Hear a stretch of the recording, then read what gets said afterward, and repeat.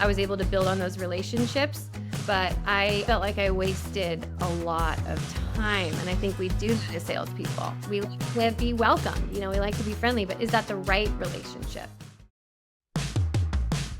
You're listening to Home Care Hindsight, the podcast where we talk with home care leaders about the big mistakes they've made and the even bigger lessons they've learned along the way. I'm David Knack, head of sales here at Zengage, and I've built a career on the idea that we learn a whole lot more from our mistakes than from our successes, which is great because I've made a lot of mistakes. I've gotten to know some of the leaders in this industry who've built amazing businesses and are super well respected. So I thought it'd be fun, instead of asking them about the great things they've accomplished, to have them tell the story of one of the biggest mistakes that they've made and how that mistake changed their thinking and the way they run their business. All right, this week with me on Home Care Hindsight is Gabrielle Pumpian from Entrethrive, COO there. To some people listening, that might be a new title. Welcome to the show. Hi, thanks, David. So for people who aren't familiar with you in your new-ish role, how would you introduce yourself? Well, I am an industry expert in home care. That's how I would pose myself. Some people call me a thought leader, which I love that because I've been in the business a long time, almost 20 years. I've been in home care, so it's my career. Would never have guessed that if I asked my 20-year-old self what I would be doing at 40. It would not be this. So very excited to be here. Yeah. What would your 20-year-old self have thought? Well, anything that's going to make you more money than you're making now. So I was always working, but I certainly wasn't working towards a career path. I didn't know how to find it at the time. I had done a lot of working in restaurants. So the customer service and the people aspect is something I really enjoyed. The restaurant industry, not so much, but I really didn't know. And I was in college. I studied international relations. So I did that so that I had an excuse to study abroad and get credit for it. I lived in Italy for 6 months. I studied language and it was a great experience, but I didn't graduate knowing what I was going to do. Sure. Yeah. I remember being in the restaurant business and being like, it would be great? Daytime hours. And that was as far out as I thought on like career trajectory. If I didn't have to work every Sunday evening and also Tuesday nights when I couldn't do anything fun with anybody, that would be good. Well, I think your transition recently from being in like a sales role where your job is sales, marketing, being the face of the business out in the community to COO is a really interesting transition.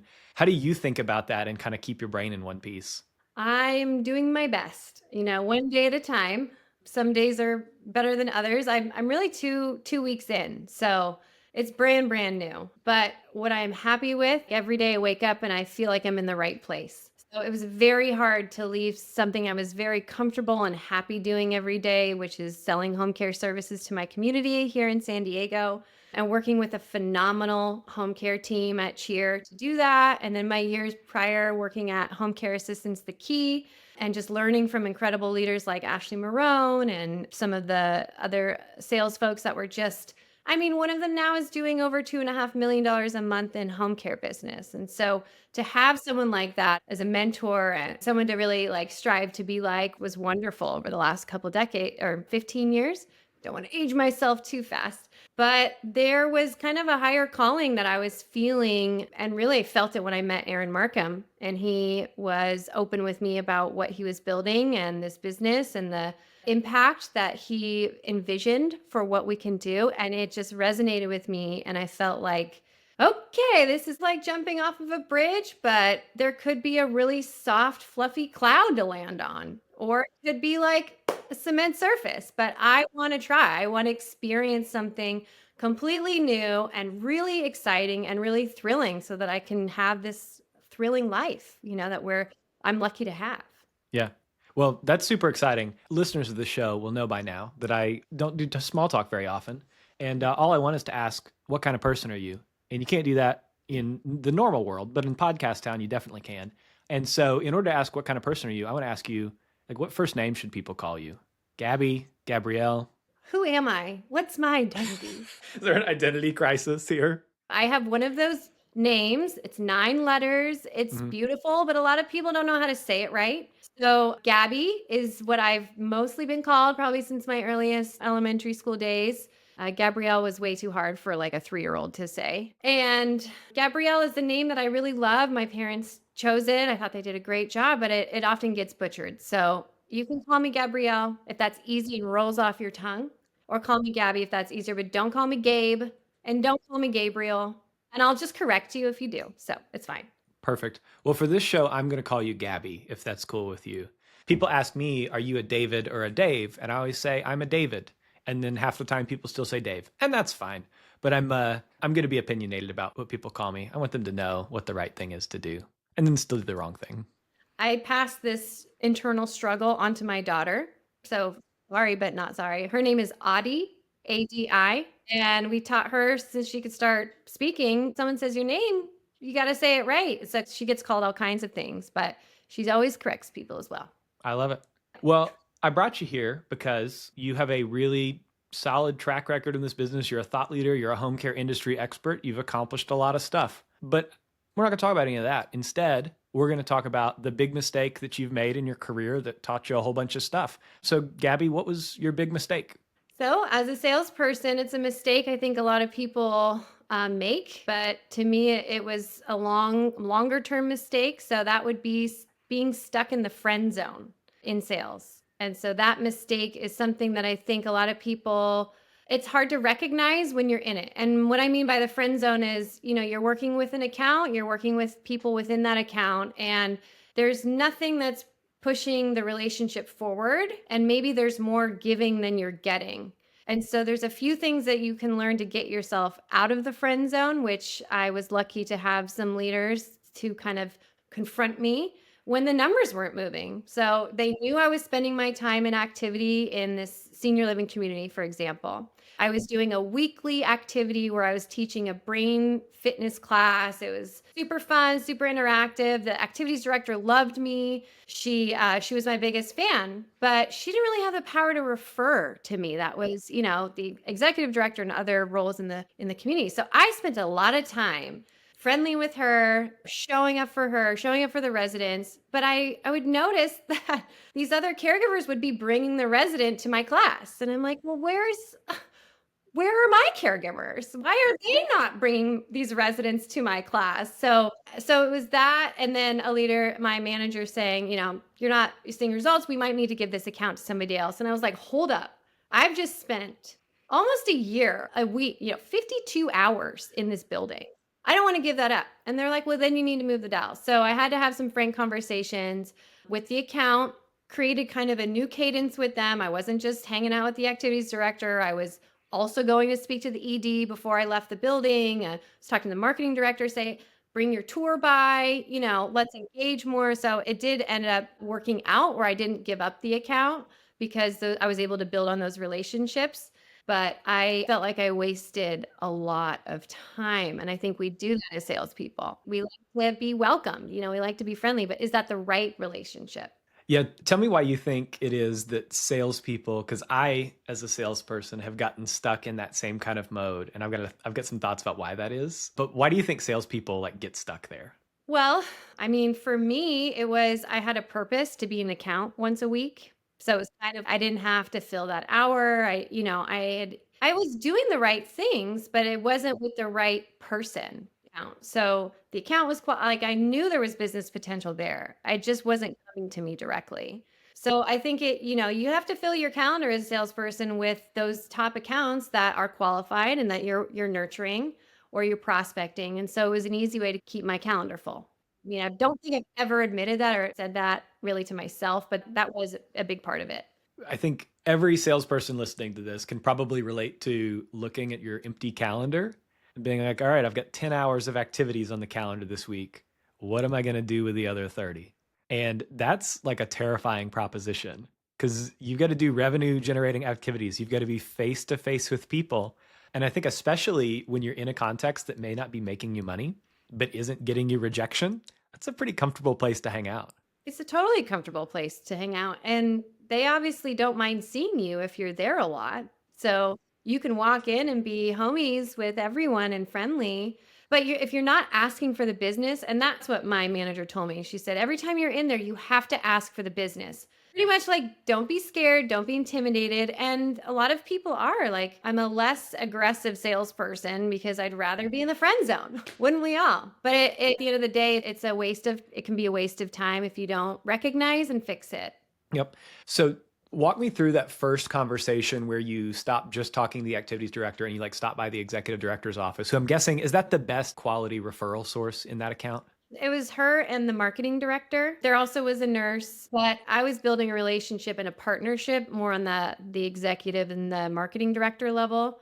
The nurse had a lot of like, healthcare kind of hospice and home health partnerships that she highly valued. So I discovered that really the ED and the marketing director or the sales director were the right fit and for me to focus on. So I would report to them. I would say who came to my class, who was interactive, the families that came and participated. So I showed that I was invested to them in their people, keeping their residents and their families happy, which keeps the back door closed, right? So I had to kind of spell it out, which I thought by just doing the activity, they would realize. And that's another thing is like, don't make assumptions. And that was part of that lesson. Part of that big mistake was I was just assuming, hey, you see me walk in the door, I'm adding value to but it's my job to then do that follow up and say, here's the people who came. I noticed Betty wasn't there. She's always there. Is she okay? Oh, Betty's in the hospital.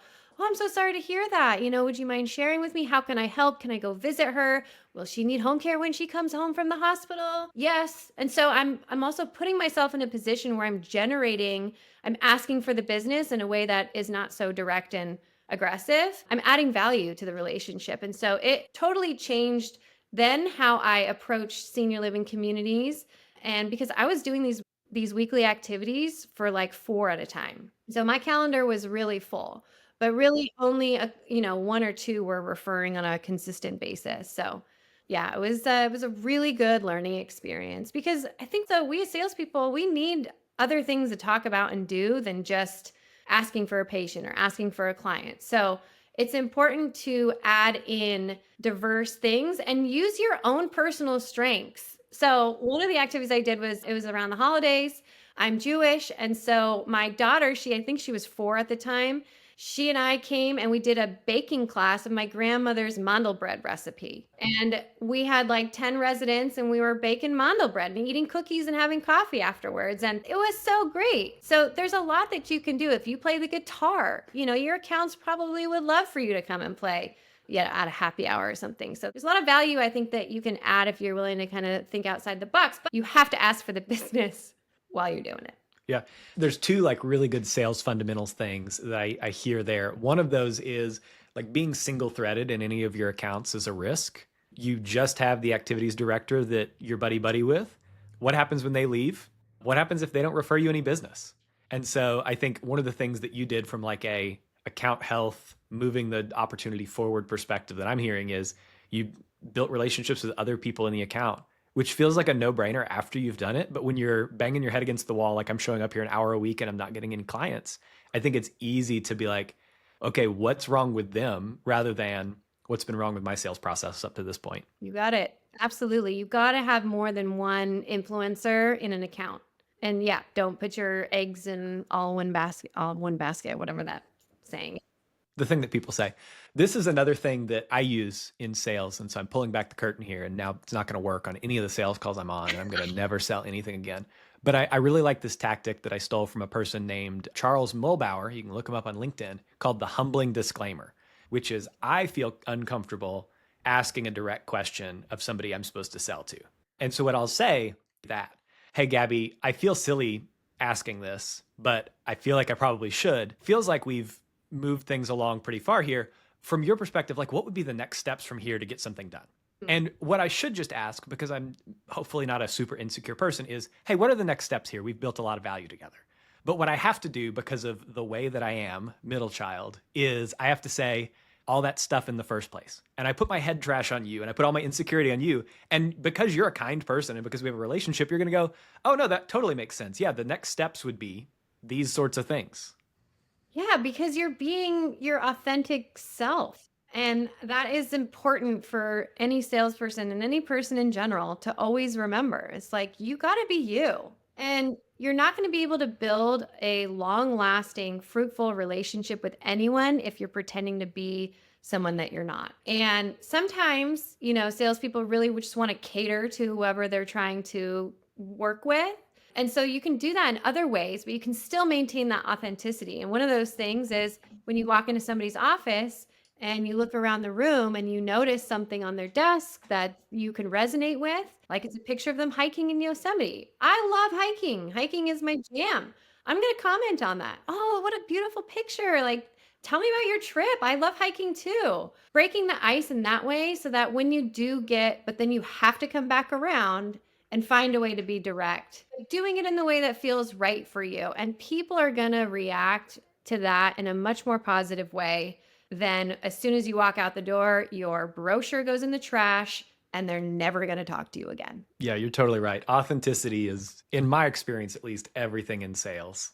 That's why when I get the messages that are like, hey, saw that you went to Cal State or whatever, like I'm like, whoa. And even when I'm talking to families, which is it's the biggest sale that I'm going to make biggest close over an account, really, is they can give me the lead. But if you don't turn into a client. So when I'm talking to families, I have gotten really authentic with people, right? Right after my mom was diagnosed with breast cancer, I had this like 4 or 5 clients in a row that had breast cancer or some form of cancer. And every time I talked to that family, it took everything in me to like keep myself centered. But what I did to keep myself centered would say, daughter or son who's calling to get care set up, I genuinely know what you're going through right now. I'm going through the same thing.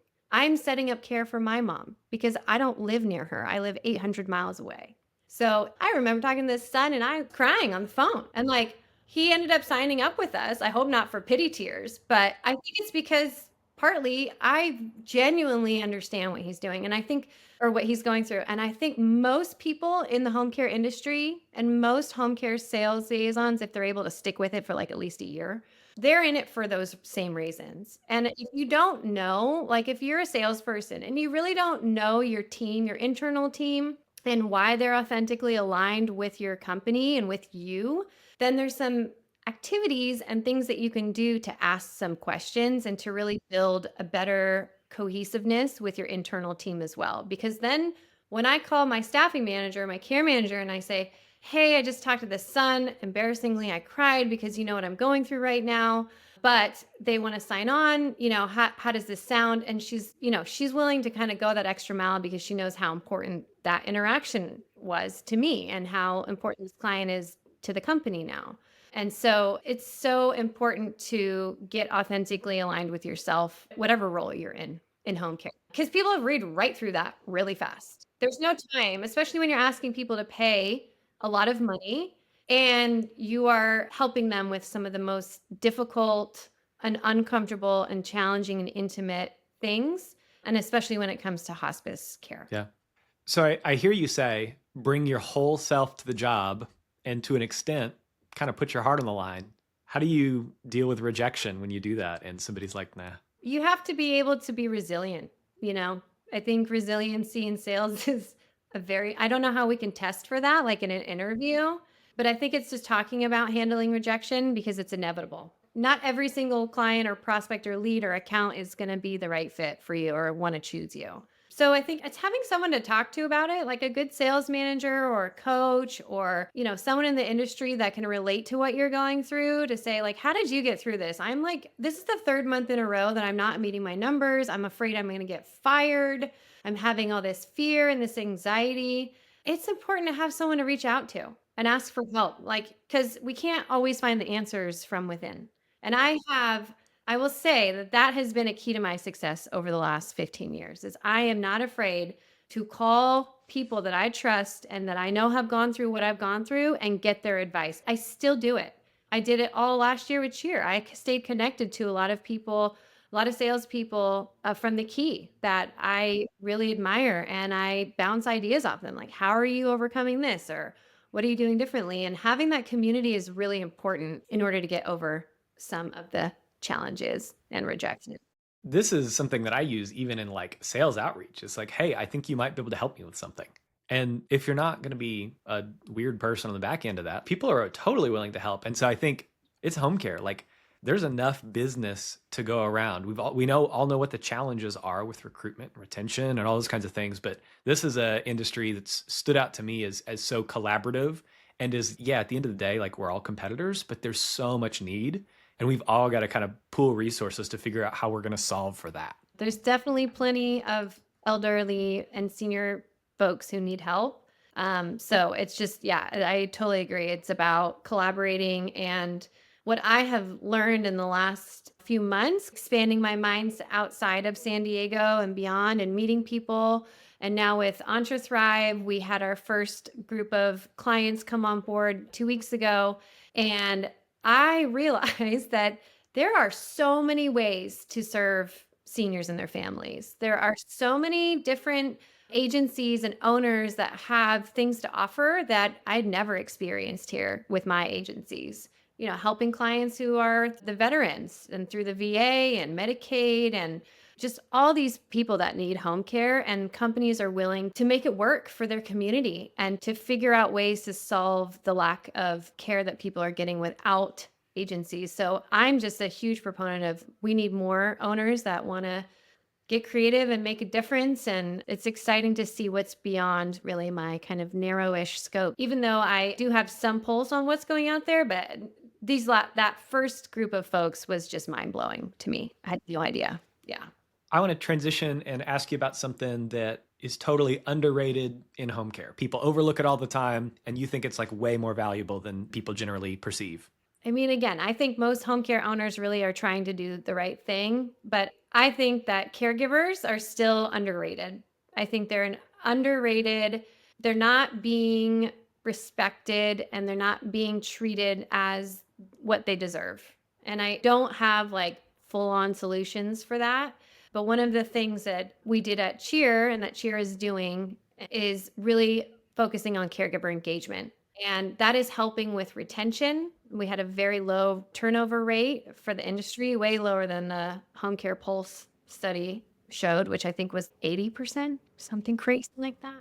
And so if we have a turnover rate of 80% of our working force, then this industry really, really needs to make some big shifts. So I think that it comes from treating the caregivers with respect, understanding them, and then hiring the right people. And that's really hard to do when you're an agency that doesn't have many applicants, let's say, in your area. Maybe you serve a rural area or a smaller population, and you're like, I can't really be picky because I only have this tiny pool to pull from. And so it's kind of shifting the mindset. So if you only have that many people to pull from, how are you really ensuring that you're getting people on board that are actually going to stay? Because I'm sure there's 3 other companies that they either currently work for or that are reaching out, have jobs added, posted. We are trying to shift the narrative, shift the thinking to help more owners with our program at Entrethrive, to help more owners come up with ways to better engage with their caregivers, and therefore they'll see their 90-day retention numbers much higher than the lawsuit. Yeah, that engagement piece, I think it's easy to look at the symptoms, which are turnover. People aren't making it to 90 days. People show up to orientation and then never make it to a shift. It's easy to look at the other symptom, which is I can't get these caregivers to do XYZ, clock in and out on time, use the mobile app to clock in and out, do the documentation, all the stuff that has to get done for the business to run properly. And often full-time employees in the office are spending half their day texting caregivers saying, hey, are you at your shift? Can you clock in? And the management of both of those things, in my experience, are downstream from this concept of engagement, which can feel a little fluffy and can feel a little mushy. But once you have really excellent caregiver engagement, and you can attest from your time at Cheer, the performance piece of that, the way that caregivers approach their job and the way that you're able to keep them is totally different. That's something we're passionate about at Ava, is because, we've seen business owners break through those plateaus that are primarily introduced by staffing shortages and challenges with, okay, how do we retain people at scale? And seeing people, double their agency in a year has been really exciting for us. So I love that. I love it too. The technology in this space is abounding. It is so cool. I've had 2 conversations in the last 2 weeks with 2 different it's a lot of twos, tech companies that are trying to solve specific problems when it comes to caregiver hiring and retention. But if you don't know about them, or, if they're not connecting with the right people, there's going to be a lot of missed opportunities. So I'm very excited to see, and your company as well. I'm very excited to see where the future is going to be to utilize technology more. And then the other piece that I just wanted to share around engagement and retention, there's a lot of opportunity to elevate caregivers, right? So it's like I started my career as an entry level salesperson, and I was able to scale up and up and up over the years based on my career path, the effort that I put in. And so we need to create a better career path for our caregivers. They deserve the upward mobility that anyone else in the office would have an opportunity to. And so one of the ways that also helps with the retention and engagement that this company in Connecticut is doing is they have created a role and will expand that role into more roles of having a caregiver, essentially a caregiver service experience. And so that person's job is from hire all the way through their time at the agency, that they are supporting the caregiver on a level that is not from the staffing, not from the scheduler, not from a care manager, if you have that model as well. But it is a peer to peer, but like a step up in, a lead to peer relationship. And it has done incredible wonders for their agency so far. And they just have one in this role right now. And so there's things that you can do to help promote your caregivers from within and give them the lifestyle that they want and they deserve because they are dedicated to caring for other people. And then also help your business grow. So it strikes me that, there is a career path for caregivers in kind of the established standard, like official model, which is you can become a CNA and an LPN and an RN and all those kinds of things from there. But that's such a narrow career pathway. And if people want that, they should take it and make their lives a whole lot better. But we typically end up losing those folks from our home care agencies. And so the question is, how can we create a career path that's not official, that there's no licensure for, but that probably means that's something that none of your competitors are going to do because it takes some effort and some creativity that a lot of people don't have time for. And I love the idea of creating this career ladder and this pathway to progression because that says something to every new caregiver who walks in the door. Is so-and-so that's going to help them get up to speed. yeah, I think one of the ways to do that, and what we at the Entrethrive Breakaway program, selfish plug here, what we're helping our client, our owners that we're working with do is when you identify an issue and you actually line item it, and then you go to solve it. And as you solve it, you're thinking about how can I maximize the people that I have in my business now? And because we all know, I don't have statistics on this, but I think it's that like when you can promote within, your business is really going to thrive. But it's not just keeping people at the same level and then hoping your business thrives. You actually have to create mobility. You have to create movement in the organization. And as you grow and get bigger, you need those people in more seats, and you need to create the role and then elevate the right person into that role that's already been established. And so if you're solving your big problems by looking at your people and elevating your people, you're going to get more bang for your buck, right? You're going to have the right people in the right seats to grow your business. And I think there's a lot of missed opportunity that people don't give caregivers a chance. Why not hire them as an assistant? Oh, okay, Rosie's an amazing caregiver. She has one client.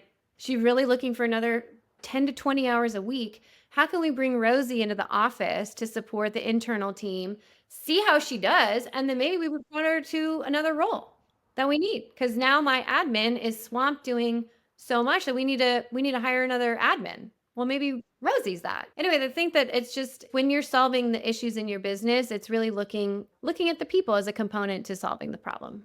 We talked about a big mistake that you made. I want to hear about a little mistake that you hear, in this case, salespeople make all the time.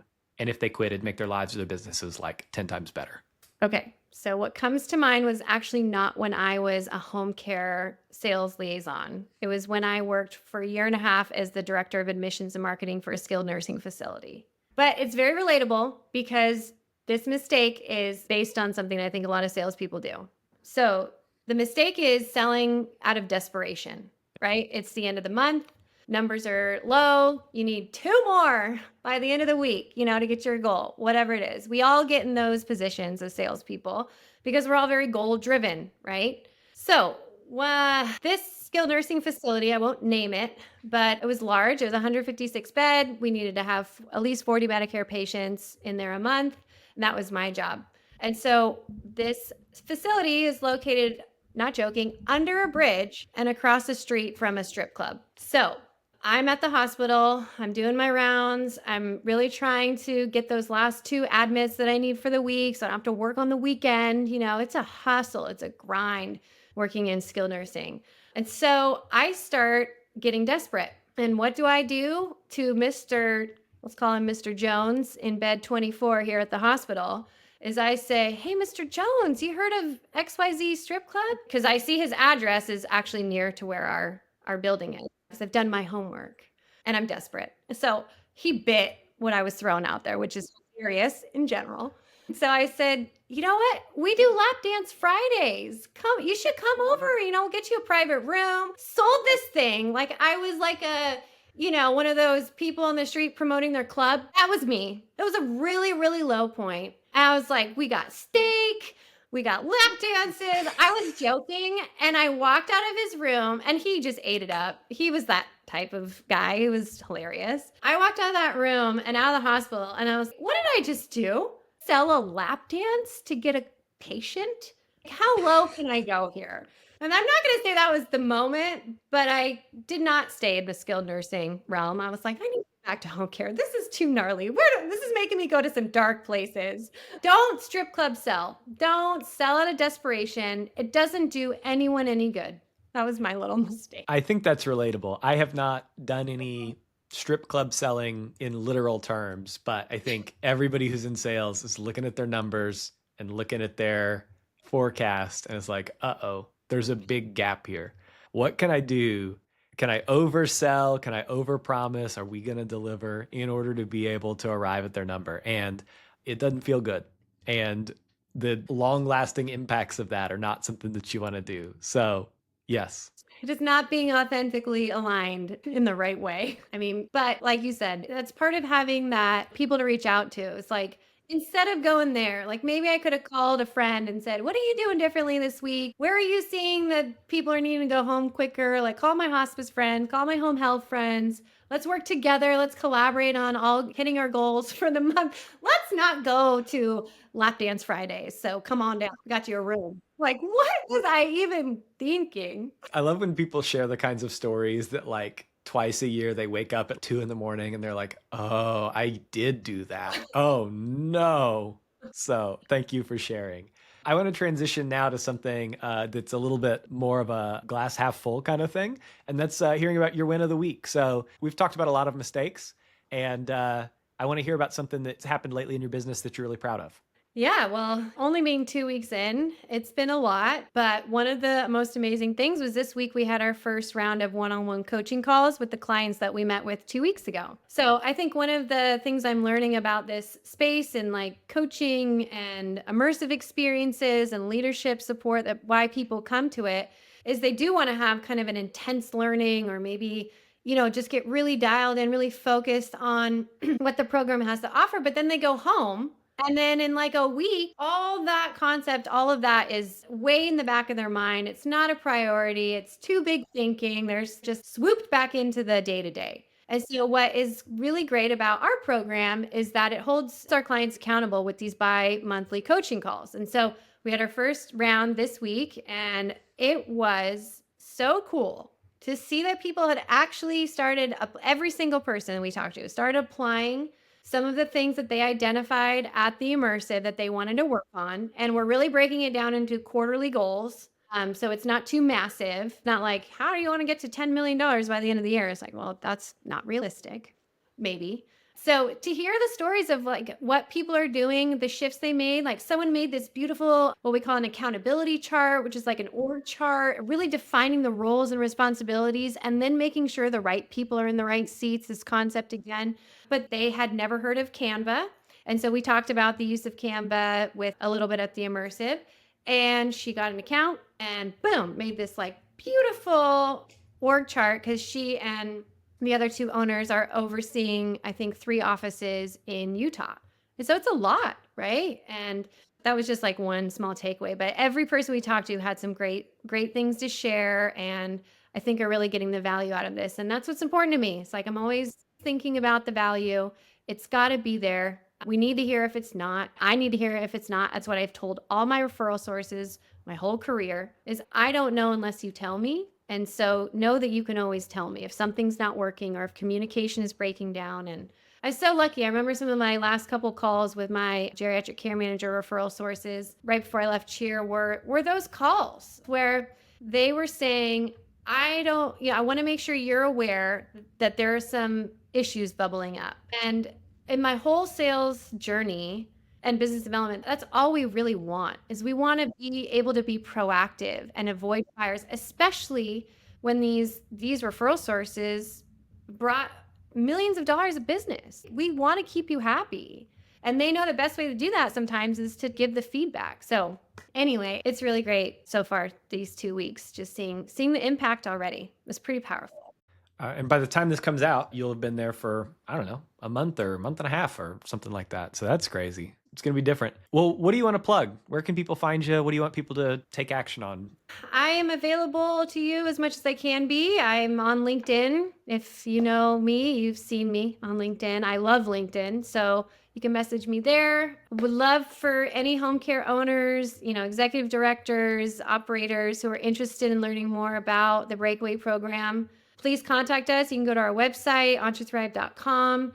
We have limited seats for our quarterly enrollments. So just want to plug that. We can only, we wanted this to be a really intimate experience. And so there are limited seats. And the next one will be in January in beautiful La Jolla, California, in my backyard. So I'm really excited to offer a beautiful setting to the people who are coming to make the commitment and are willing to be vulnerable. And that's something we haven't touched on, but I think mistakes, a lot of people are not able to move forward after mistakes or kind of recognize things without being vulnerable. And that is something that I'm going through now that I will always go through. We all will be. We're human beings, right? It's part of our emotional makeup. But I think that this program is really encouraging people to get a little vulnerable with themselves. It's not about being vulnerable in a room of other home care owners and sharing things that maybe you don't want. Everyone's got their thing, and I get that. But it's to be vulnerable within yourself, to really look inward and take a bigger picture perspective. And that's very hard to do when you're inundated in the day-to-day with your business. So that's what we invite people to come in and give it a shot. Well, that's great. That's what I picked up on from our conversation is vulnerability is built into who you are as a person. And that's something that's really stands out to me about you, but I think is very uniquely home care of we're all a mess and there's no use in hiding it because you're going to figure it out sooner or later. And so thanks for coming on the show and kind of being a mess. And I'm super excited for you to be a month and a half in or 2 months in and for us to talk about all the stuff that you're learning and working on. Excellent. Well, thank you for the opportunity, David. This was really fun. Good. Well, thanks so much. On behalf of the team here at Zengage, thanks for listening to the show. We'll be back next week with another episode, so be sure to subscribe wherever you listen to podcasts on Spotify or Apple or YouTube. Leave us a rating while you're there. It helps other people find the show. If you have comments on the show, drop me a line, david@zengage.com. Would love to hear from you, chat with you there.